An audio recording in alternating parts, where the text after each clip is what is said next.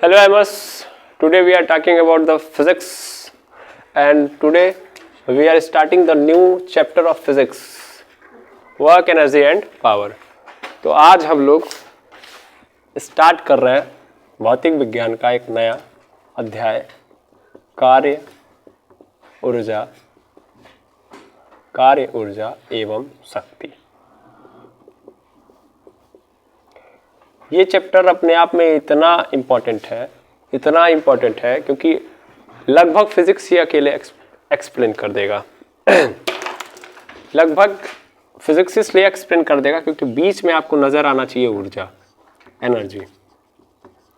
हम इस चैप्टर में एनर्जी के बारे में पढ़ेंगे और मेन कॉन्सेप्ट ही फिजिक्स का एनर्जी है। हम डील करते हैं फिजिक्स के अंदर कि अगर हम किसी ऑब्जेक्ट को अगर एनर्जी प्रोवाइड करते हैं तो उस एनर्जी के कारण उसके ऊपर क्या इफेक्ट पड़ता है, कौन बताता है? फिजिक्स बताता है। फिजिक्स यही तो बताता है कि एक ऑब्जेक्ट है सर, उस ऑब्जेक्ट को एनर्जी दे दो और उस एनर्जी को देने के बाद उसके ऊपर क्या इफेक्ट आता है, that is physics. Every time you will see it. जैसे सर, जैसे एक पंखे को हम एक क्या देते हैं, इलेक्ट्रिकल एनर्जी, तो वो कैसा मोशन करने लगता है, कैसा मोशन, रोटेशनल मोशन करने लगता है, नहीं करने लगता है, करने लगता है। दैट मीन्स कि उसको इलेक्ट्रिकल एनर्जी मिली तो उसने रोटेशनल मोशन किया। यानी मोशन तभी होगा जब उसको एनर्जी मिलेगी। कोई मिला लो, कहानी कहाँ चल रही है? कहानी यहाँ पे चल रही है कि भैया एनर्जी नहीं दोगे तो कोई काम नहीं नजर आएगा आपको। गाड़ी को आपने कौन सा एनर्जी दिया? सर गाड़ी को हम लोगों ने कई सारी एनर्जी दी। सबसे पहली एनर्जी उसको कौन सी प्रोवाइड की? केमिकल एनर्जी, फ्यूल के रूप में दिया ना। फ्यूल दिया, फ्यूल देने से उसने क्या किया कि उसने बर्न किया, मैकेनिज्म है उसके अंदर, तो उसने उस फ्यूल के अंदर जो केमिकल एनर्जी थी उसको चेंज कर दिया मैकेनिकल एनर्जी के अंदर, और फिर उसने मोशन करना स्टार्ट कर दिया और उस मैकेनिकल एनर्जी ने पहियों को मोशन कराना स्टार्ट कर दिया। तो वहां भी हुआ वर्क। मोशन जहां जहां हो रहा है वर्क, एनर्जी आ रही है, और मोशन के अलावा भी जो काम हो रहा है वहां भी एनर्जी आ रही है। तो every time you will see that कि एनर्जी कम देन फिजिक्स रन। ठीक है, यानी फिजिक्स को रन कराने के लिए एनर्जी बनी हुई है। हर फिनोमिना के पीछे एनर्जी है। ठीक है, अगर आप कह रहे हो, मैंने बहुत पहले सिखाया हुआ है, एलकेजी से आप पढ़ते आए हो कि अगर मान लीजिए डिस्प्लेसमेंट हुई है, यानी आपने डिस्टेंस कवर किया है। क्या किया है? डिस्टेंस, यानी कोई ना कोई दूरी कवर की है, या आपके प्लेस में क्या आया है? चेंज आया है। तो चेंज का मतलब ही क्या होता है? मोशन, यानी मोशन हुआ है। अब मोशन का कॉज कौन है? फोर्स। फोर्स यानी ध्यान से समझिएगा, मोशन हुआ तो इसका मतलब क्या है? Force. Without force no motion. ठीक है ना, विदाउट फोर्स नो मोशन। अब ऐसा नहीं है कि ये जो मैं बात कह रहा हूं, अब एक्सप्लेन करने जाऊंगा तो फिर मैं ऐसे बोल सकता हूं कि motion is the natural state of body. Body motion करने के लिए किसी भी प्रकार का फोर्स की जरूरत नहीं है, लेकिन यूनिफॉर्म मोशन करने के लिए। ठीक है, आराम से मारिएगा, इतने दूर तक आना चाहिए। ठीक है ना, ऐसा ना हो कि इसके बाहर चला जाए तो भयंकर मोशन आ जाएगा तो गड़बड़ा जाएगा। ध्यान दीजिएगा, फोर्स के कारण आएगा मोशन, और फोर्स तभी आना चाहिए, यानी फोर्स तभी वैलिड होगा जब यूनिफॉर्म मोशन हो रहा होगा। ठीक है, यूनिफॉर्म मोशन जब हो रहा होगा तब फोर्स की जरूरत नहीं है। हमें अगर मोशन के अंदर चेंज लेके आना है, ठीक है ना, तो अगर हमको मोशन के अंदर चेंज लेके आना है तब हमें फोर्स की जरूरत पड़ेगी। ये कहानी आप जानते हो। डिस्प्लेसमेंट हुआ है यानी डिस्टेंस में चेंज आया है या पोजीशन में चेंज आया है तो मोशन हुआ है, और क्या हुआ आया है, इसका मतलब फोर्स आया है। अब फोर्स आया है तो फोर्स के साथ साथ आपको नजर आ रहा है कि उसने क्या किया है? चेंज लाया ना, यानी फोर्स के साथ साथ क्या आ चुका है? डिस्प्लेसमेंट। तभी तो मोशन आपने बोला है, तो डिस्प्लेसमेंट हुआ है। अब फोर्स और डिस्प्लेसमेंट, यानी फोर्स के आने से डिस्प्लेसमेंट हुआ है तो इसका मतलब क्या हो गया? वर्क। और जब भी वर्क होगा तो इसका मतलब क्या आ गया? एनर्जी। आएगा समझ में? तो एनर्जी आएगी तभी क्या होगा? वर्क। वर्क में तभी क्या होगा? डिस्प्लेसमेंट। और डिस्प्लेसमेंट तभी होगा क्योंकि जब क्या होगा?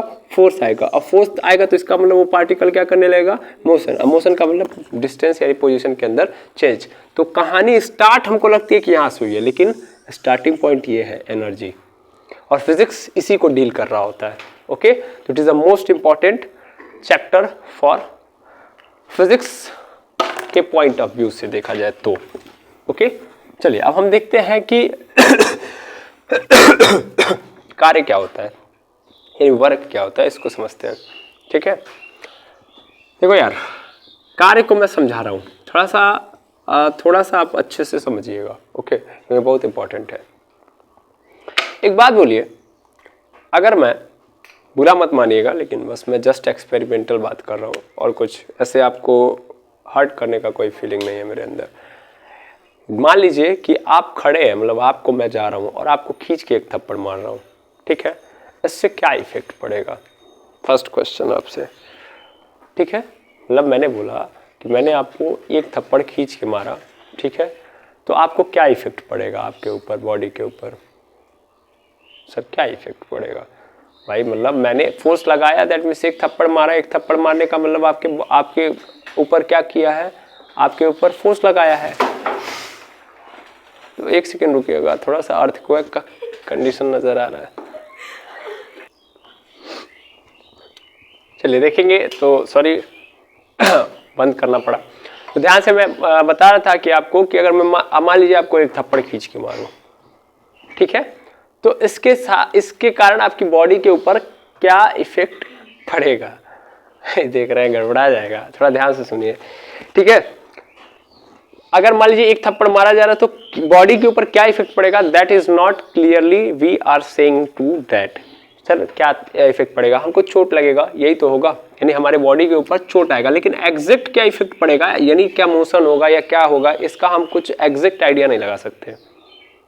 क्यों? आखिर जैसे मतलब मेरी बात ध्यान समझिए, अगर हम बॉडी के ऊपर इफेक्ट पूछ रहे हैं तो थोड़ा ध्यान से समझिए कि मैंने फोर्स लगाया, यानी मैं मार रहा हूं थप्पड़, क्या एक थप्पड़ मारने से आपके ऊपर कितना इफेक्ट पड़ेगा आप एग्जैक्ट बता पाओगे? नहीं, एक थप्पड़ मारने से जो इफेक्ट आएगा आपकी बॉडी के ऊपर बहुत नॉमिनल होगा, आप नहीं बता पाओगे।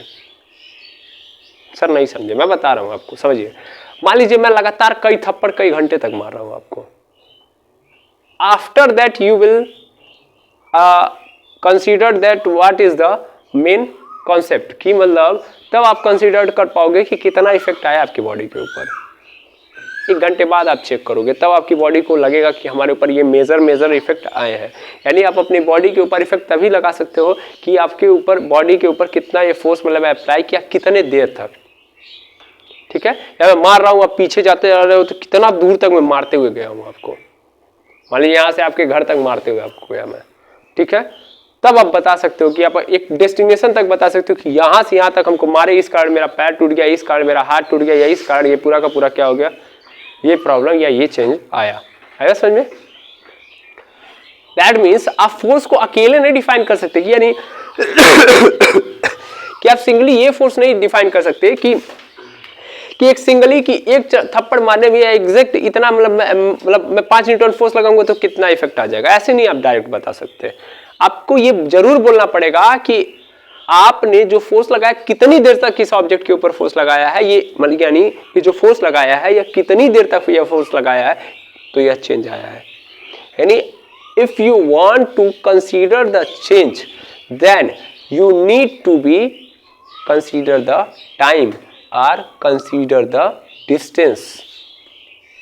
ओके, क्या बोला सर मैंने ये बोला कि व्हेन, यानी जब मैं फोर्स लगा रहा हूँ, यानी किसी के ऊपर बल लगा रहा हूँ, तो अगर मुझे उसके अंदर क्या देखना है, चेंज, तो चेंज तभी मैं बता सकता हूँ, यानी चेंज तभी मैं दिखा सकता हूँ जब मैं उस फोर्स को टाइम के रिस्पेक्ट में लूँगा या मैं डिस्टेंस के रिस्पेक्ट में लूँगा, कि कितनी दूर तक मैंने उसके ऊपर फोर्स लगाया या कितनी देर तक उसके ऊपर मैंने फोर्स लगाया। That condition is so the change of the change into the body, यानी बॉडी के अंदर जो चेंज आया वो बता पाएगी। तो जो मैंने बात बोली उसको समझो। क्या बोला मैंने कि जो फोर्स होता है उस फोर्स को हमको ये देखना पड़ेगा कि यानी हम जब फोर्स अप्लाई करते हैं किसी बॉडी के ऊपर, बहुत इंपॉर्टेंट बात है, फोर्स अप्लाई करेंगे हम किसी बॉडी के ऊपर, ठीक है ना, तो उस बॉडी के ऊपर फोर्स अप्लाई करने के बाद आपको ये देखना पड़ेगा कि हाउ लॉन्ग, यानी कितना लंबा फोर्स लगाएगा, कितनी देर तक, यानी दैट मीन्स टाइम की बात कर रहा हूं मैं, कितना लंबा लगाएगा, कितनी देर तक लगाया गया, ठीक है। या हाउ फार मतलब कितनी दूर तक। तो अगर दो कंडीशंस आ रहे हैं तब जाके, यानी यहाँ पे मैं क्या बोल रहा हूँ, डिस्टेंस की बात कर रहा हूँ ना, डिस्टेंस की बात कर रहा हूँ, तो अगर मैं डिस्टेंस को ले रहा हूँ तब मैं बता सकता हूँ उसके अंदर चेंज, ठीक है। यानी अगर मैं अगर मैं फोर्स का टाइम के रिस्पेक्ट में देख रहा हूँ तो एफ इंटू टी होगा, तो जो मुझे मिलेगा वो होगा डेल्टा पी, यानी तब ये मुझे मोमेंटम को बता रहा होगा एफ इंटू टी, तब मुझे क्या मिल रहा होगा एफ इंटू टी। ओके, और अगर मैं जब एफ इंटू क्या कर रहा हूँगा एस कर रहा हूँगा तब मुझे मिलेगा डब्ल्यू वर्क। यहाँ पे पी लिखिए, आपको कोई मतलब नहीं, अभी फिलहाल में आपको बस इतना समझना, एफ इंटू टी कर लिया मैंने और एफ इंटू यस, तो मुझे क्या मिल जाएगा डब्ल्यू वर्क। तो मोटी मोटा जानते हैं हमने क्या बताया, मतलब हमने ये बताया कि भैया किसी बॉडी के ऊपर अगर आप फोर्स अप्लाई कर रहे हो तो सिंगली फोर्स अप्लाई करने से उसके ऊपर चेंज जो आया है उससे घंटा आप नहीं समझ आ पाओगे आप कितनी देर तक आपने लगाया है फोर्स, उसके थ्रू आप बता सकते हो कि उसका मोमेंटम क्या रहा होगा। यानी सिंगल फोर्स के थ्रू आप उसके अंदर चेंज नहीं निकाल सकते। तो नोट करने वाली बात क्या रही यहाँ पे, नोट करने वाली बात क्या रही कि ओनली, या हिंदी में लिख देते हैं, केवल फोर्स के लगने से बॉडी के ऊपर या बॉडी में कितना चेंज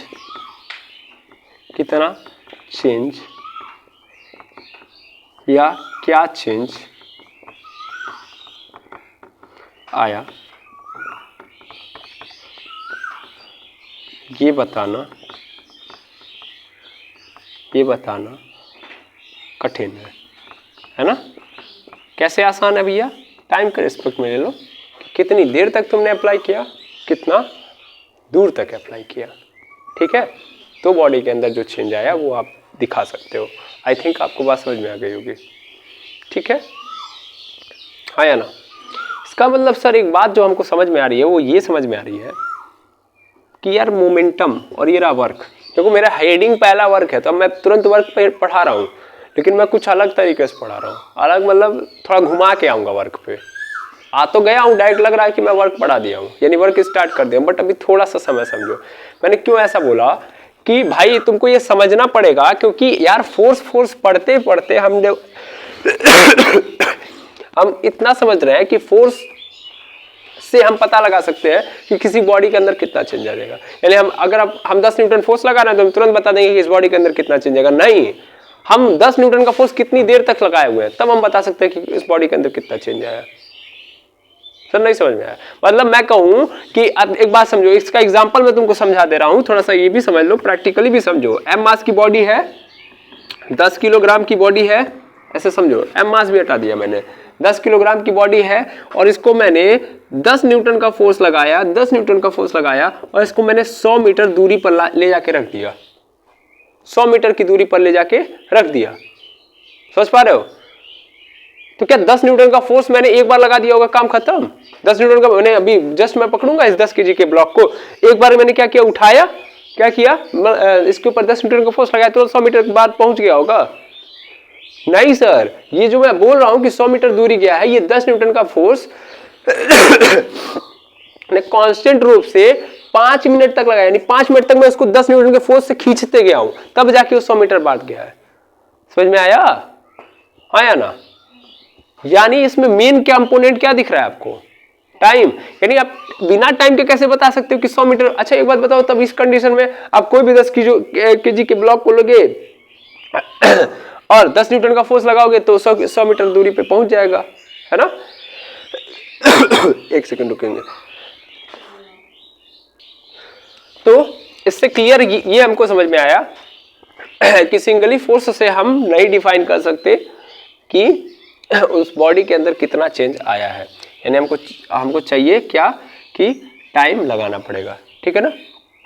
या एक बात और समझिएगा, यहीं से हम लोग समझ लेते हैं कि 10 केजी का ब्लॉक है, मैंने इसके ऊपर 10 केजी का ब्लॉक है, 5 न्यूटन का फोर्स लगाया, 5 न्यूटन का फोर्स मैंने 5 मिनट तक लगाया, 5 मिनट तक लगाया। तो 5 मिनट तक या छोड़ दो, ऐसे छोड़ दो, मैंने 10 केजी के ब्लॉक पे 5 न्यूटन का फोर्स लगाया है। अब क्वेश्चन है कि 5 न्यूटन का फोर्स लगाने से कितनी दूरी पे जाएगा ये ऑब्जेक्ट।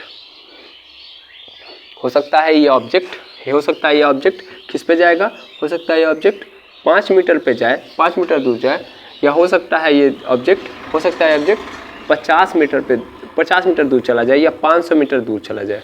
वो डिपेंड कर रहा है किस पे, टाइम पे, कि कितनी देर तक आपने लगाया। और जब आप कितनी देर तक पे पहुंचोगे तो अपने आप समझ में आएगा कितनी दूर तक गया है, जितना देर उतना दूर।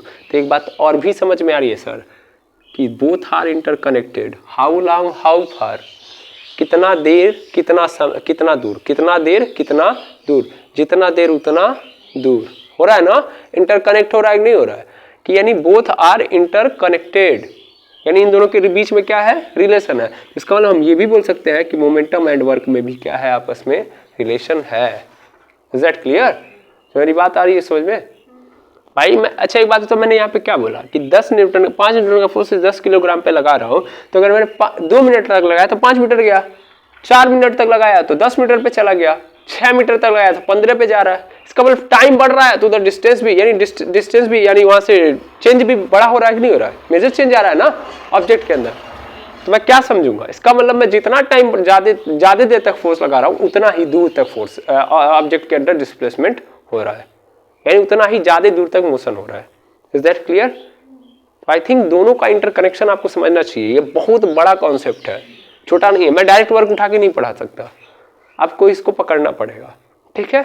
यानी बोथ आर इंटरकनेक्टेड, कि आप फोर्स के अंदर, फोर्स के लगने से आप चेंज ऐसे अकेले नहीं बता सकते। तो आई थिंक ये बहुत इंपॉर्टेंट पॉइंट था, तो इंपॉर्टेंट पॉइंट है, इसको आप नोट जरूर कर लीजिएगा। ओके, और समझ में आ गया होगा कैसे इंटरकनेक्टेड है। अब हम देखते हैं कार्य को अलग तरीके से। ओके तो देखिएगा, work is nothing but it is a displacement after the acting a force on the body, यानी W is equal to nothing but it is F into S. और कैसा W है भाई, कैसा W है ये सर?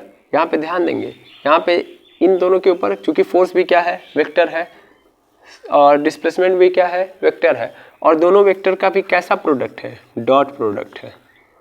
अब मेरी बात ध्यान से समझिएगा, डॉट प्रोडक्ट है, इसको समझिएगा। तो work done for constant force, यानी एक ऑब्जेक्ट के ऊपर आप कॉन्स्टेंटली फोर्स लगा रहे हो, व्हाट आई से, कॉन्स्टेंटली फोर्स लगा रहे हो, लगातार फोर्स लगा रहे हो। आपने एक ऑब्जेक्ट के ऊपर फोर्स अप्लाई किया है, ऐसा नहीं कि आप बीच से छोड़ के जा रहे हो फिर लगा रहे हो, फिर कुछ देर बाद छोड़ दे रहे हो, कुछ देर के लिए फिर लगा रहे हो। यानी आपको एक बक्सा है, एक जगह से, मान लीजिए एक बड़ा सा बॉक्स है, उसको एक जगह से दूसरी जगह करना है, यानी एक रूम से उठा के दूसरे रूम पे लेके जाना है। तो आप क्या कर रहे हो कि एक रूम से दूसरे रूम के बीच की अगर दूरी मान लेता हूँ 10 मीटर है, तो एक बार 1 मीटर हटा रहे हो तो थक जा रहे हो, फिर रुक जा रहे हो, फिर क्या कर रहे हो, रीगेन कर रहे हो एनर्जी, फिर 1 मीटर हटा रहे हो, फिर रुक जा रहे हो 2 मिनट के लिए, फिर हटा रहे हो। तो ऐसे कर रहे हो तो टोटल वर्क डन अलग अलग होगा, यानी टोटल वर्क डन तब अलग अलग वर्क होगा। सिंपली एक सेगमेंट के लिए एक वर्क होगा। एक बार जब तुम फोर्स अप्लाई करोगे तो एक बार वर्क होगा, जब तुम रुक गए तो दूसरी बार वर्क है, यानी दूसरी बार जब खींच रहे हो तब दूसरी बार वर्क है, तीसरी बार जब 1 मीटर हटाया तुमने तो तीसरी बार है। टोटल वर्क डन भले एक सिमिलर वर्क मिल जाए, लेकिन हम जब भी कैलकुलेट करेंगे तो एक सिंगल सेगमेंट में, यानी हमेशा मेरा फोर्स कैसा होना चाहिए, कॉन्स्टेंटली वर्क करना चाहिए, इसको दिमाग में रखना है। तो वर्क डन ऑलवेज हम किसके लिए निकाल रहे होंगे, ये जो फॉर्मूला डन बात कर रहा होगा किसके लिए होगा, कांस्टेंट फोर्स के लिए, कि जितनी देर तक आपने कॉन्स्टेंटली फोर्स लगाया है उस ऑब्जेक्ट के ऊपर तब तक के लिए वर्क डन है। जहां आपने छोड़ दिया उसके बाद लगा तो दूसरा वर्क डन आएगा। सच पा रहे ना, हाँ या ना? इस चीज को मैं बता दे रहा हूँ, ABCDE। आप क्या कर रहे हो, यहाँ से यहाँ तक 1 मीटर है, फिर यहाँ से यहाँ तक 1 मीटर है, फिर यहाँ से यहाँ तक 1 मीटर, यहाँ से यहाँ तक 1 मीटर मान लेता हूँ।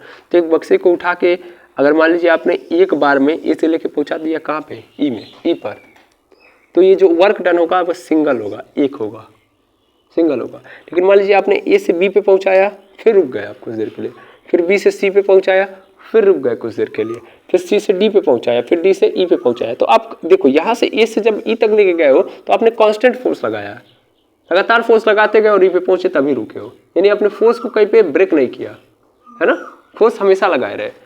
तो वर्क डन एक था, लेकिन यहाँ पे बार बार वर्क आप फोर्स क्या कर दे रहे हो, हटा दे रहे हो। तो इसका मतलब क्या, फोर्स आपका कांस्टेंट नहीं है। एक बार आ रहा है फिर रुक जा रहा है, आ रहा है फिर रुक जा रहा है, आ रहा है तो फिर रुक जा रहा है, आ रहा है तो फिर रुक जा रहा है। उसका मतलब क्लियर है कि यहाँ से यहाँ तक कांस्टेंट था, तो यहाँ से यहाँ तक के लिए वर्क डन 1 होगा, यहाँ से यहाँ तक के लिए सेकेंड होगा, यहाँ से यहाँ तक थर्ड होगा, यहाँ से यहाँ तक फोर्थ होगा। समझ में आया ना, इतना क्लियर होना चाहिए। ओके, जो मैंने लिखा है वो ये बात लिखी है। अब क्या होगा, work done for constant force, तो कांस्टेंट फोर्स के लिए वर्क डन क्या होगा, या work done is nothing but it is a product of, vector product of work done is the vector product of force and displacement। Sir एक चीज आपने mistake लिख दी, वेक्टर प्रोडक्ट नहीं है, डॉट प्रोडक्ट है, ठीक है ना, dot product of force and displacement, ठीक है ना, डॉट प्रोडक्ट बोलते हैं। एक होता है डॉट प्रोडक्ट और एक होता है क्रॉस प्रोडक्ट, आप पढ़े होंगे। आप लोगों को जब बताया जा रहा होगा कि एक क्वांटिटी मान लेते हैं कि ये ए है, तो ये बी और सी का मान लीजिएगा डॉट प्रोडक्ट है, सपोज कर लीजिएगा। तो दो चीज़ें थोड़ा वेक्टर की मैं रिवाइज करा दे रहा हूँ। मान लीजिए एक है ए, मतलब मान लीजिए दो वेक्टर हैं, एक है बी और एक सी। तो बी और सी है, तो ये दोनों वेक्टर हैं, तो एक वेक्टर के लिए एरो लगाते हैं, और इन लोगों ने क्या कर लिया, डॉट प्रोडक्ट कर लिया। तो डॉट प्रोडक्ट का जो रिजल्ट होता है, यानी जो यहाँ पे रिजल्ट आएगा वो स्केलर होगा। स्केलर मतलब अगर दो सदिश राशियों का बिंदु गुणन हुआ है, तो उस कंडीशन में जो आने वाला हमारा परिणामी जो क्वांटिटी यानी परिणामी राशि होगी वह क्या होगी, एक अदिश राशि होगी। यानी यहाँ पे जो ए होगा वो क्या होगा, एक अदिश राशि। इसको दिशा की जरूरत नहीं पड़ेगी। इसको अगर मैं एक्सपेंड करके लिखूँ तो ए इज इक्वल टू लिख सकता हूँ बी सी कॉस थीटा, हाँ या ना, A is equal to B C cos theta, ठीक है। वेक्टर का पहला ज्ञान यहाँ पे है कि डॉट प्रोडक्ट करेंगे तो रिजल्ट क्या मिलेगा, स्केलर। और अगर मैंने इन्हीं बी और सी का, यानी दो वेक्टर थे बी और सी, और इनका क्या प्रोडक्ट किया हुआ है, क्रॉस, तो जो मुझे मिलेगा वो भी कैसा होगा, वेक्टर ही होगा। दो सदिशों का अगर मैं क्रॉस गुणन कर रहा हूं तो परिणामी राशि भी क्या होगी, सदिश राशि होगी। इन दो सदिश राशियों का अगर क्रॉस गुणन हो रहा है तो परिणामी राशि भी सदिश राशि होगी। लेकिन अगर दो क्या बोलते हैं सदिशों का डॉट गुणन हो रहा है, बिंदु गुणन हो रहा है, तो परिणामी राशि अदिश राशि होगी। इस बात को दिमाग में रखेंगे। और अगर मैं इसको लिखना चाहूँ वेक्टर ए को, तो मैं लिख सकता हूँ बी सी, यानी B C sine theta, B C sine theta, है ना। तो यहाँ पे क्या आ जाता है, साइन थीटा। ओके, वर्क क्या है, वर्क यही है, work is nothing but it is a dot product of force and displacement. तो क्या W क्या होगा, स्केलर होगा कि नहीं होगा, क्योंकि W क्या है, F इंटू एस का डॉट प्रोडक्ट है? तो इसको मैं क्या लिख सकता हूँ, W is equal to F S cos theta. अभी आप जस्ट ऊपर देखिए, है ना, वेक्टर के अंदर आप ये पढ़ चुके हो चीजें, है ना। तो इतना क्लियर है, बिल्कुल सर। तो W is equal to F S cos theta. अब क्वेश्चन ये है कि वाई सर यहाँ पे डॉट प्रोडक्ट क्यों हो रहा है, क्रॉस क्यों नहीं हो रहा है, फर्स्ट क्वेश्चन। और जब आप क्लास 9th वाइन्थ में पढ़ रहे होगे, जब इस चीज को पढ़ाया जा रहा होगा, तो वहां पे आपके लिए जो डाउट होगा ये डॉट फॉट नहीं रहा होगा, ये सबसे मेन प्रॉब्लम रही होगी कॉस थीटा, कि कॉस थीटा कहां से आ गया, है ना। तो उस समय आपको ये पता होगा that is coming due to resolution of vector. एक टॉपिक पढ़ाया जाता है रिजोल्यूशन ऑफ वेक्टर, सदिशों का वियोजन, ठीक है ना। तो वहां पे आपको क्या बोलते हैं, वहां पे सिखाया जाता है कि किस तरीके से सदिशों का वियोजन यानी वियोजित होते हैं, एक सदिश आता है एक एंगल पे क्रिएट करता है। अभी मैं उसको समझा रहा हूँ। ओके, आई थिंक ये पूरी कहानी समझ में आ गई होगी। तो वर्क क्या है, काम क्या है, कार्य क्या है, आप बता सकते हो। तो ये बताना है आपको कि ये एक डॉट प्रोडक्ट है, डॉट मतलब बिंदु गुणन है किसका, बल और विस्थापन का, ठीक है ना। इसको आप लिख लोगे और इस फॉर्मूले के थ्रू आप समझा दोगे। अब हम देखते हैं डॉट प्रोडक्ट क्यों कहते हैं। ओके, सबसे पहले इसको नोट डाउन करके आप हटाएंगे, उसके बाद फिर देखेंगे हम लोग। तो आगे देखेंगे हम लोग। तो देखिएगा आखिर डॉट प्रोडक्ट क्यों हम लोग यूज करते हैं, क्यों आखिर जो मेनली देखो यार, डॉट का अर्थ ही होता है कि डॉट का मतलब है कि जो मतलब रिजल्टेंट होगा वो कैसा होगा, वो डायरेक्शन पे डिपेंडेबल नहीं होगा। यानी जो रिजल्टेंट होगा वो डायरेक्शन पे डिपेंडेबल नहीं होगा। सर डायरेक्शन पे डिपेंडेबल का मीन्स कि मतलब उसको दिशा से लेना देना नहीं होगा, डॉट का मतलब यही है, ठीक है ना, यानी रिजल्टेंट प्रोडक्ट पे दिशा बदलने से कोई प्रभाव नहीं पड़ने वाला, यही ना कहने का अर्थ होता है। तो डॉट में यही रिप्रेजेंट किया जाता है, जबकि क्रॉस जो होंगे वो ये रिप्रेजेंट करेंगे कि अगर भैया जो रिजल्टेंट होगा उसका दिशा बदले जाए तो दिशा बदलने पे उनका जो नेचर होगा वो भी क्या हो जाएगा, बदल जाएगा। अब इस चीज़ को आप कई सारे एग्जाम्पल से समझ सकते हो। जैसे देखो सबसे पहला एग्जाम्पल, ये रहा सरफेस, इस सरफेस पे m मास का ऑब्जेक्ट रखा हुआ है। अब इस m मास के ऑब्जेक्ट पे मैंने फोर्स अप्लाई किया ऐसे नीचे की ओर, तो क्या ये ऑब्जेक्ट मोशन करने लगेगा? सरफेस है, m मास का ऑब्जेक्ट है, नीचे की ओर पुश कर रहा हूँ, क्या जाएगा? Sir there is no motion, that means no displacement, यानी ना ही विस्थापन में पोजीशन में चेंज आया ही नहीं। जब पोजीशन में चेंज आया ही नहीं तो इसका अर्थ क्या है कि यहाँ पे नो वर्क डन। पहली बात थोड़ा सा समझना, अभी मैंने ये फोर्स यहाँ से हटाया और फोर्स मैंने इधर लगा दिया, अभी ये वाला फोर्स नहीं एक्ट कर रहा है, इधर फोर्स एक्ट कर रहा है। जब मैं इस दिशा में फोर्स लगाऊंगा तो सर तो तब तो 100% डिस्प्लेसमेंट होगा इस डायरेक्शन में, हाँ या ना? थोड़ा समझना है मेरी बात को। डिस्प्लेसमेंट हो गया और ये ऑब्जेक्ट इस पोजीशन से इस पोजीशन पे आ गया, यानी s मीटर इसने ट्रेवल कर लिया, s डिस्प्लेसमेंट हो गया। बट क्या जो मैंने लगाया है फोर्स, इस फोर्स के कारण क्या बोलते हैं, वाई डायरेक्शन में कोई डिस्प्लेसमेंट हुई है? नहीं सर।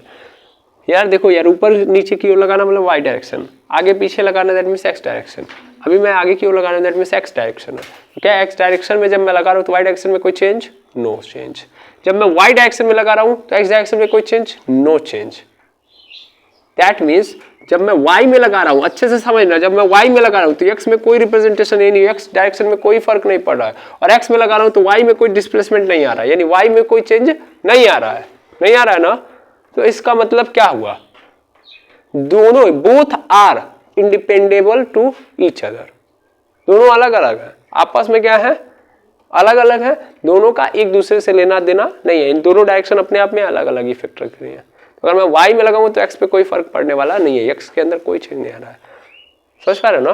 तो मैं यहाँ से क्या कर रहा हूँ कि मैं ये बोल सकता हूँ कि y में लगाऊंगा तो x पे कोई प्रभाव नहीं पड़ रहा है, यानी दिशा का इस पे कोई प्रभाव नहीं पड़ रहा है, यानी इस दिशा में लग रहा है तो इस दिशा में कोई प्रभाव, और इस दिशा में लग रहा है तो इस दिशा में कोई प्रभाव नहीं पड़ रहा है। समझे? तो दोनों दिशाएं अपने अपने आप में स्वतंत्र है, इसका मतलब दिशा से कोई लेना देना नहीं है, इसीलिए। समझ में आ रही बात? अरे पहला सटीक कारण नहीं समझ में आएगा, आई होप, मैं जहाँ तक मुझे लग रहा है, मुझे उम्मीद है कि आप नहीं समझ पाए होंगे, लेकिन मैं दूसरे कारण में 100% आपको समझा दूंगा, टेंशन मत लीजिए। मान लीजिए ठीक है, आपने बोला कि सर इस वाले में इंडिपेंडेबल है, लेकिन अगर केस ऐसा बन जाए कि मैं ना x और y के बीच में लगा रहा हूँ, x और y के बीच में, ऐसे समझ लो, यहाँ से लगा दे रहा हूँ, ऐसे लगा रहा हूँ, तो फिर क्या होगा, ये थीटा एंगल बना रहा है, और इस थीटा एंगल इसका डिस्प्लेसमेंट जो हो रहा है इस डायरेक्शन में हो रहा है, मतलब इस टाइप से फोर्स लगाने पर, इस टाइप का मैंने फोर्स लगाया तो किधर की ओर हो रहा है मोशन, एस डिस्प्लेसमेंट, यानी डिस्प्लेसमेंट हुआ है, मोशन हुआ है, गति हुई है, और कितना दूरी विस्थापित हुआ है, एस दूरी विस्थापित हुआ है। ठीक है, बिल्कुल सर। कितना एंगल है सर, डिस्प्लेसमेंट के साथ या अर्थ के साथ इसने ये फोर्स जो है कितना एंगल बनाया हुआ है, थीटा एंगल। तो आपको भी पता है यहाँ से स्टार्ट होती है कहानी रिजोल्यूशन ऑफ वेक्टर की, कि जब भी एक वेक्टर किसी दूसरे सहपाठी वेक्टर के साथ क्या करता है, थीटा एंगल बनाता है, तो उस कंडीशन में वह दो दिशाओं में क्या हो जाता है, विभाजित हो जाता है। ठीक है, तो इसके दो घटक बनेंगे, एक तो ऊर्ध्वाधर और एक तो क्षैतिज, है ना। तो यह ये कैसा होगा, क्षैतिज, और ये क्या होगा, ऊर्ध्वाधर। तो आपको भी पता है कि यह क्या होगा, एफ कॉस थीटा, है ना, और ये क्या होगा, एफ साइन थीटा। अब समझना है मेरी बात को, ठीक है भाई। एक ऊर्ध्वाधर यानी वाई डायरेक्शन में लगा और एक तो एक्स डायरेक्शन में लगा। ये एक्स डायरेक्शन है कि नहीं है, ये एक्स है और ये क्या है, वाई है। समझना है रीजन को। अच्छा, अब एक बात बताओ, तुम्हारा जो डिस्प्लेसमेंट यानी तुम्हारा काम क्या था, काम था सर इस बॉक्स को उठा के इस पोजीशन पे लेके आना, एस डिस्प्लेसमेंट करवा देना। कौन से फोर्स ने करवाया है, एक्स वाले फोर्स ने करवाया ना, क्या वाई वाले फोर्स ने करवाया है। वाई वाला फोर्स क्या है सर, एफ साइन थीटा। और अभी जस्ट ऊपर देख के आओ कि वाई वाले फोर्स का एक्स वाले से कोई लेना देना नहीं होता है, और एक्स वाले फोर्स का वाई वाले से लेना देना नहीं है। समझ पा रहे हो, ऊपर यही तो समझा है। तो इसका मतलब मेरे डिस्प्लेसमेंट के लिए रिस्पॉन्सिबल कौन सा फोर्स हुआ, एफ कॉस थीटा। काम क्या था, इस बॉक्स को यहां पे उठा के रख देना, यही था ना।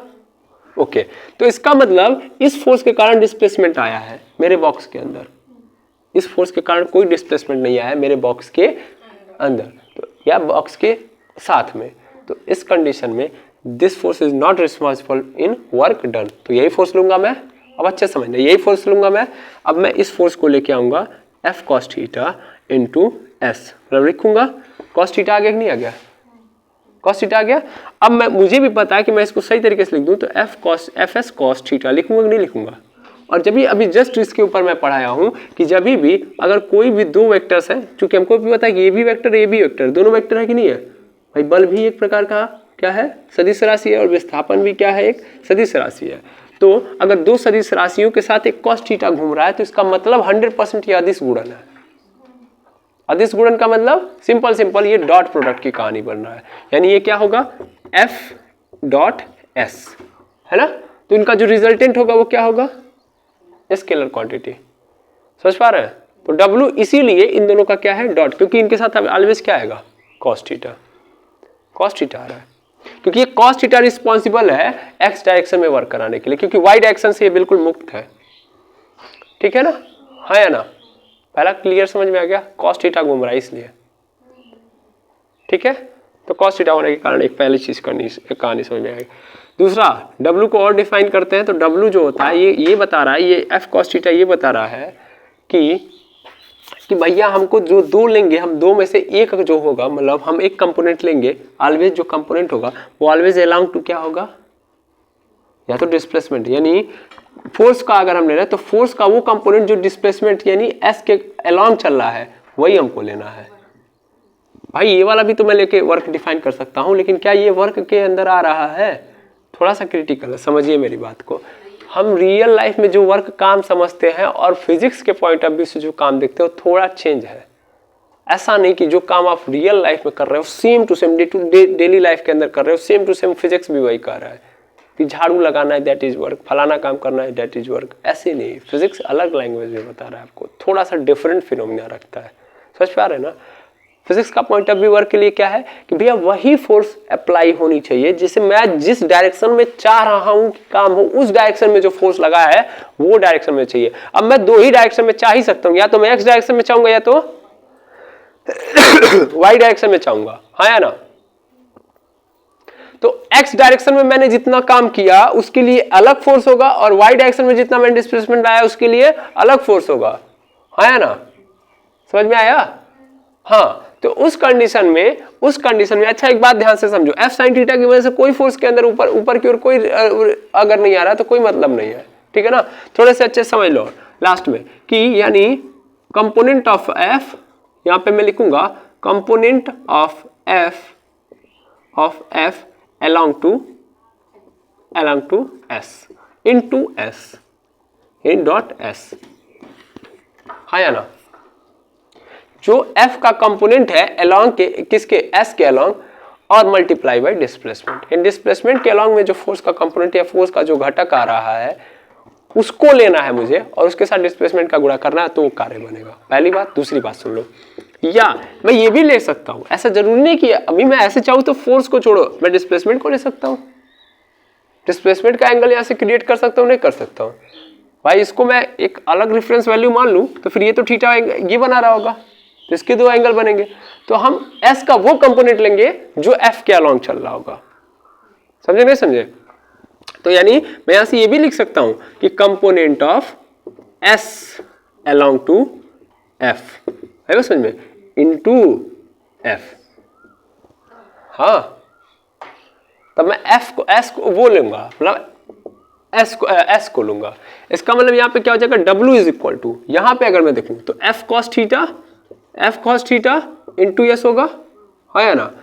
और अगर मैं यहां पे लिखूं तो क्या होगा, S cos theta into F होगा कि नहीं होगा, इंटू एफ, ये भी डॉट है, डॉट क्रॉस करो कुछ भी करो, बाद में सब बनने वाले क्या है, एफ एस कॉस थीटा, सही फॉर्मेट में लिखूंगा जब मैं, और ये बन जाएगा मेरा W, और W इज इक्वल टू बन जाएगा मेरा या फिर टू एस।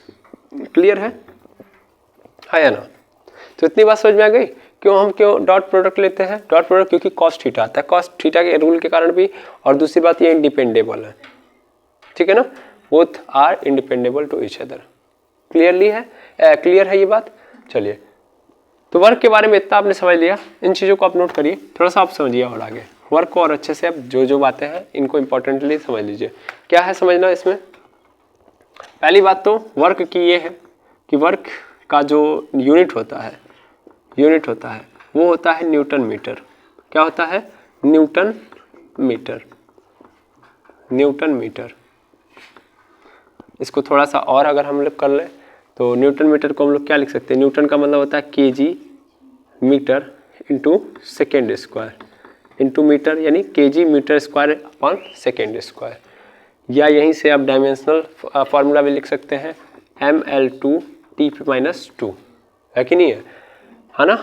अच्छा, एक तो ये हो गया, एक तो ये हो गया। ये जो आपको नज़र आ रहा है वो किस में है? MKS पे है। इसी तरीके से हम लोग किस में देख सकते हैं? CGS में भी देख सकते हैं। किस में देख सकते हैं? CGS में। CGS में क्या होता है? डाइन सेंटीमीटर, है ना, dyne centimetre. Okay, dyne centimetre. अब आपसे क्वेश्चन ये पूछा जा सकता है यहाँ पे कि 1 डाइन सेंटीमीटर मीन्स कितना न्यूटन मीटर, या 1 न्यूटन मीटर, ऐसे कर लो, 1 newton metre is equal to how many dyne centimetre. पहली बात, एक बात और समझ लो, न्यूटन मीटर को हम लोग बोलते हैं जूल। क्या बोलते हैं? जूल। तो न्यूटन मीटर मतलब जूल, और डाइन सेंटीमीटर मीन्स अर्ग। तो क्वेश्चन दूसरा क्या पूछा जाएगा? वही क्वेश्चन की 1 न्यूटन मीटर मतलब 1 जूल में हाउ मेनी अर्ग, ठीक है ना? तो 10 की पावर कितना आता है? 10 की पावर 7 आता है। इसको फाइंड आउट कर सकते हो आप, बिल्कुल कर सकते हो। बस आपको क्या करना है? हटाना है। तो चलिए निकाल ही देते हैं, कई लोगों को दिक्कत होगी। मिटा दे रहा हूँ इसको मैं। इन सब चीज़ों को आप अच्छे से बारीकी से नोट कर लीजिएगा, सब इम्पॉर्टेंट है आपके जीवन में बहुत काम आएंगे। आगे बाल बच्चे भी इसी से पढ़ लेंगे, देखेंगे ध्यान से। अब 1 न्यूटन मीटर मतलब 1 जूल का मतलब अगर देखा जाए तो 1 जूल का मतलब होता है 1 न्यूटन मीटर। एक्सपेंड करो बस, है ना, 1 न्यूटन मीटर। 1 न्यूटन, ऐसे न्यूटन का मतलब क्या होता है? KG into metre upon second square into metre होगा। केजी को मतलब सेंटीमीटर में करना है तो 1000 हो गया, 1000 ग्राम इंटू मीटर का मतलब 100 सेंटीमीटर, है ना, इंटू ये 100 सेंटीमीटर। बाकी सब तो सही है, इसमें कोई दिक्कत नहीं है। सेकेंड मतलब सेकेंड, ये तो सदाबहार है, दोनों जगह काम चल जाएगा। 3 2 5 2 7, यानी टोटल कितना हो गया? 10 की power 7 gram centimetre square upon second square. और इसी को हम लोग क्या बोलते हैं? अगर मैं इसको थोड़ा सा अलग कर दूं, ग्राम सेंटीमीटर इंटू सेंटीमीटर, तो gram centimetre into second square को हम लोग बोलते हैं डाइन, यानी 10 की पावर 7 डाइन सेंटीमीटर। और डाइन सेंटीमीटर को हम लोग क्या बोलते हैं? अर्ग, यानी क्या बोलते हैं? अर्ग। तो 1 जूल का ही तो निकाल रहे थे, तो 1 जूल इज इक्वल टू आ गया 10 की पावर 7 अर्ग। क्लियर है ये बात? बहुत छोटी छोटी बातें हैं, ये सब आपको पता होंगी। ओके, कि भैया ये क्या है? न्यूटन मीटर है। हाँ, वर्क क्या है? एक चीज़ और इम्पॉर्टेंट है, स्केलर क्वांटिटी है। क्या है ये? स्केलर क्वांटिटी है। ठीक है, क्लियर है ये बात? ठीक है, अब थोड़ा और बातें देख लेते हैं इसके बारे में, ये सब आप नोट कर लीजिए। एक चीज़ ये कि आप अभी तक क्या नोट किए हो कि जब भी आप देखोगे तो आप पढ़े होगे कि किसी का भी आप एवरेज निकाल रहे होगे, एवरेज फोर्स, एवरेज फलाना, एवरेज ठिकाना निकाल रहे होगे ना। इसके साथ साथ इंस्टेंटेनियस निकाल रहे होगे, इंस्टेंटेनियस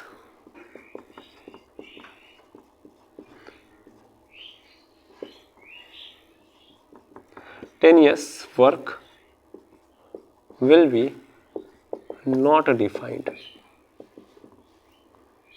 यानी हम कभी भी तात्क्षणिक क्या नहीं निकाल सकते? वर्क डन नहीं फाइंड कर सकते। एवरेज निकाल सकते हो तुम, ओवरऑल निकाल सकते हो तुम, लेकिन तात्क्षणिक नहीं निकाल सकते। तात्क्षणिक मतलब इंस्टेंटेनियस नहीं निकाल सकते। इसका रीजन है मैंने अभी जस्ट बताया यार, कि टाइम के रिस्पेक्ट में जब तुम यहाँ अभी देखोगे ना, अभी जाके देखोगे ना, एक बात और समझ में आएगी कि जो वर्क डन होता है वो टाइम के इंडिपेंडेबल होता है, टाइम से इंडिपेंडेबल होता है, मास के इंडिपेंडेबल होता है। आएगा समझ में यार? तुम एक बात समझो कि अगर तुम एग्जैक्ट, क्वेश्चन में यही है ना कि इंस्टेंटेनियस का मतलब क्या होता है? तात्क्षणिक ना। तात्क्षणिक का मतलब, जैसे मैं एक बात बताऊं, तुम एग्जांपल से समझो। तात्क्षणिक बहुत कंफ्यूजिंग रहा है हम लोगों की लाइफ में। इंस्टेंटेनियस मान लो एक बाइक वाला जो है गाड़ी चला रहा है और उसकी स्पीड जो है मतलब वो क्या बोलते हैं 10 सेकेंड तक बाइक चलाया है। 10 सेकेंड तक बाइक चलाया है। 10 सेकेंड छोटा लग रहा होगा तो 10 मिनट बना लीजिए, उसको कोई दिक्कत नहीं। 10 मिनट तक बाइक चलाया तो शुरुआत के 3 मीटर में, शुरुआत के 2 मीटर में उसकी स्पीड 20 की थी, मतलब शुरुआत में 0 थी, 2 मीटर तक जाते जाते 2 मिनट तक, जो ही 2 मिनट मतलब कंप्लीट हुआ उसकी स्पीड देखी गई कितना हो रही है, मतलब 20 मीटर पर सेकेंड की स्पीड हुई। 4 मीटर कंप्लीट होने पे कितना हो गया? 30 हो गया। फिर ऐसे ही 2-2 मिनट में 10-10 बढ़ रहा है उसका स्पीड। अब जब 10 मिनट कंप्लीट हो गया तब उसकी स्पीड 60 की रही, 60 मीटर या 80 मीटर पर सेकेंड मान लेता हूँ, तो 80 मीटर पर सेकेंड रही। तो मैं क्या मोटी मोटाई तो बताऊंगा, एवरेज बताऊंगा, उसका एवरेज बता सकता हूँ बिल्कुल, कि कितनी बार उसकी स्पीड में चेंज आया, कितना कितना रहा, कितना कितना टाइम में कितना कितना चेंज आया, लेके मैं एवरेज निकाल लूंगा। तात्क्षणिक का मतलब होता है कि जब तुमने स्टार्ट किया था बाइक, तो 4 मिनट के बाद 5वें सेकंड पे स्पीड कितनी थी। ऐसे समझ लो कि 2 बजे स्टार्ट किया था तुमने, 2:10 पे तुमने कंप्लीशन टाइम है, तो 2:04 पे तुम्हारी स्पीड कितनी थी एग्जैक्ट। जो ही 2:04 हुआ तब तुम्हारी स्पीड कितनी थी। That is instantaneous. Exact point of time पूछेगा वो, ओवरऑल नहीं बोलेगा। ओवरऑल मतलब याद रख लो, ओवरऑल मतलब किसी को भी समझाओ, ओवरऑल मतलब एवरेज, ओवरऑल मतलब एवरेज। जब ओवरऑल हम फाइंड आउट कर रहे होंगे टोटल टाइम का, और एग्जैक्ट पॉइंट ऑफ टाइम का अगर हम बात करेंगे, एग्जैक्ट पॉइंट ऑफ टाइम का, तो इसका मतलब instantaneous. I think will find it what I want to say. ठीक है, अब भाई वो तो समझ में आ गया, इसमें फोर्स है और उसके साथ साथ क्या है मेरे पास, डिस्प्लेसमेंट है। क्या मैं इंस्टेंटेनियस फोर्स निकाल सकता हूं? देयर इज एनी पॉसिबिलिटीज कि एग्जैक्ट 1 सेकेंड पे तुमने जब थप्पड़ मारा तो उस समय कितना फोर्स लगाया था? देयर इज नो पॉसिबिलिटीज, हम नहीं निकाल सकते। और डिस्प्लेसमेंट ऑलवेज तुम कितना निकालोगे टाइम के रिस्पेक्ट में? डिस्प्लेसमेंट ऑलवेज एवरेज निकलता है डिस्प्लेसमेंट का। इंस्टेंटेनियस डिस्प्लेसमेंट कहीं देखा तुमने? इंस्टेंटेनियस वेलोसिटी पढ़ाई है मैंने, इंस्टेंटेनियस वेलोसिटी पढ़ाई, टाइम के रिस्पेक्ट में कितना 1 सेकंड के अंदर हुआ। मेरी बात ध्यान से सुनो, इंस्टेंटेनियस जब भी बोलूंगा तो टाइम आएगा, ज्यादातर हम टाइम को लेके चलेंगे। Most of quantities which have time, then I will find out their instantaneous. समझ में आई बात? इंस्टेंटेनियस का मतलब एग्जैक्ट पॉइंट ऑफ टाइम की बात कर रहा है, ओवरऑल टाइम की बात किया तब एवरेज होगा। आइए समझ में, हम ओवरऑल निकाल सकते हैं। डिस्प्लेसमेंट का हम ये बता सकते हैं कि फाइनल कितना था, मतलब फाइनल और इनिशियल, मतलब कितना चल चुका है और कितना पहले था, इतना देर तक लगाने। अब देखो यार, इस पे हम एग्जैक्ट पे नहीं बता सकते, एग्जैक्ट पॉइंट ऑफ टाइम पे नहीं बता सकते, इसलिए हम इसका इंस्टेंटेनियस नहीं निकालते। क्योंकि अभी लिख लो चाहे बाद में लिख लेना, अब बाद में एग्जांपल समझा दूंगा। Work is independable to time and mass, mass और टाइम से वर्क का लेना देना नहीं है। ठीक है, इसलिए इसका इंस्टेंटेनियस आप नहीं लगा सकते, नहीं निकाल सकते। ठीक है, पहली बात। दूसरी बात ये कि it is a valid for all type of motion, all type of motion मतलब किसी भी प्रकार के मोशन के लिए आप ये फॉर्मूला लगा सकते हो। फोर्स कांस्टेंट होना चाहिए, बाकी आपका जो हो रहा है, जो आपका मोशन हो रहा है वो वेरिएबल है, यूनिफॉर्म है, हमको लेना देना नहीं है। मोशन कोई भी हो, आप वर्क डन निकाल सकते हो। जो फॉर्मूला लिखा गया है वो सबके लिए वैलिड है। ओके, मोशन मतलब समझ में आ रहा है ना? मोशन मतलब यूनिफॉर्म, नॉन यूनिफॉर्म, है समझ में? यानी एक्सीलरेशन आपका हो सकता है वेरी कर रहा हो सकता है नहीं वेरी कर रहा हो, तो सबके लिए, हर टाइप के मोशन के लिए है वो। ठीक है, इज दैट क्लियर? है ना। तो वर्क ले, उसमें कोई दिक्कत नहीं है, ठीक है ना। इसमें कोई दिक्कत नहीं होनी चाहिए। इतनी बातें, 2 बातें जो मैंने बताई है ये एकदम आपको समझ लेनी है, ठीक है। तो यहाँ तक आपकी कहानी समाप्त होती है। अब इसके आगे जो भी मैं पढ़ाऊँगा वो कल, तो थोड़ा कल और एनर्जी बूस्ट करिएगा और तब आगे हम लोग देखेंगे। आज के लिए इतना ही। Thank you very much. बस जो भी कमियाँ हो कमेंट सेक्शन में ज़रूर लिखें।